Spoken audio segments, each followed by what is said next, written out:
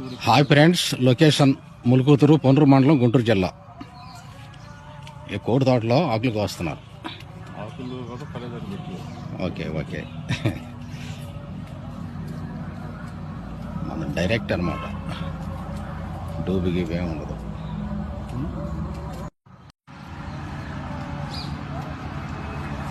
Hi friends, ఈ video చూసిన తర్వాత దయచేసి లైక్ చేయండి, సబ్స్క్రైబ్ చేయండి.